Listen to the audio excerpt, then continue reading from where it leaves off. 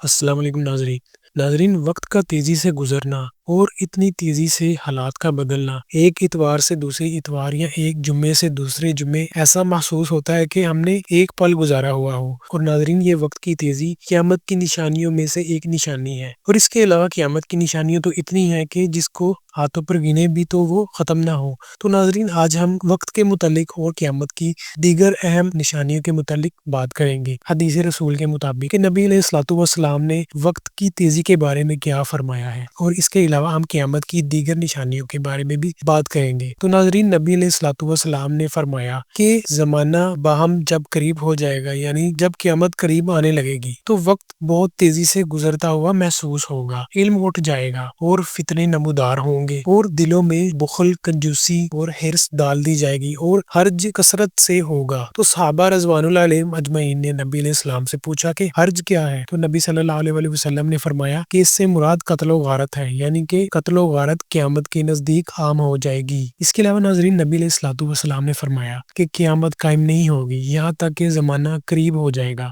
ایک سال ایک مہینے کے برابر ہو جائے گا، جبکہ ایک مہینہ ایک ہفتے کے برابر ہو جائے گا، اور ایک ہفتہ ایک دن کے برابر ہو جائے گا، اور ایک دن ایک سا یعنی کہ ایک گھڑی کے برابر ہو جائے گا، اور ایک گھڑی آگ سے پیدا ہونے والی چنگاری کے برابر ہو جائے گی۔ تو ناظرین، یہ وہ نشانیاں ہیں وقت کی تیزی کی جو ہمیں نبی علیہ الصلوۃ والسلام نے بتائی ہیں۔ اسی طرح نبی صلی اللہ علیہ وسلم نے قیامت کی نشانیوں میں سے ایک یہ نشانی بھی بتائی ہے کہ جن لوگوں پر قیامت قائم ہوگی تو لوگ آپس میں اتنے مصروف ہوں گے کہ کوئی شخص اونٹنی کا دودھ دھو رہا ہوگا اور کوئی شخص اپنا حوض ٹھیک کر رہا ہوگا۔ ایک اور روایت میں نبی علیہ السلام نے فرمایا کہ جب قیامت قائم ہوگی اس وقت دو افراد کسی کپڑے کا سودا کر رہے ہوں گے، نہ تو وہ سودا مکمل کر سکیں گے اور نہ ہی اسے لپیٹ سکیں گے۔ اور ناظرین، علماء اور شارحین یہ بھی کہتے ہیں کہ زمانے میں سے برکت ہی اٹھ جائے گی اس وقت، اور وقت بہت تیز رفتاری سے آگے بڑھے گا۔ اور قاضی ایاز رحمہ اللہ کے نزدیک یہ بے برکتی کی وجہ سے ہی ہے، اور امام خطابی کے نزدیک یہ عیش و عشرت کی فراوانی کی بنا پر ہے، یعنی کہ لوگ عیش و عشرت میں یا اپنے کاموں میں اتنے مشغول ہو جائیں گے کہ انہیں سمجھ ہی نہیں آئے گی کہ ان کا وقت کس طرح گزرا۔ اور امام بیضاوی کے نزدیک حکومتیں جلد گرنے لگیں گی اور لوگوں کی عمریں کم ہوں گی، اور ایک اور امام کے بقول کارکردگی بھی کم ہو جائے گی، لوگ پہلوں کی طرح زیادہ سے زیادہ کام نہیں کر سکیں گے، لیکن علت اور سبب کا پتہ نہیں چلے گا۔ ممکن ہے یہ ضعف ایمان اور شریعت کی مخالفت کا نتیجہ ہو، علم کی قلت اور فسق و فجور کی کثرت کی بنا پر دنگا فساد عام ہو جائے گا اور فتنے بڑھ جائیں گے۔ تو ناظرین، یہ چیزیں، یہ برائیاں، یہ ہمارے معاشرے میں آج کل عام ہیں،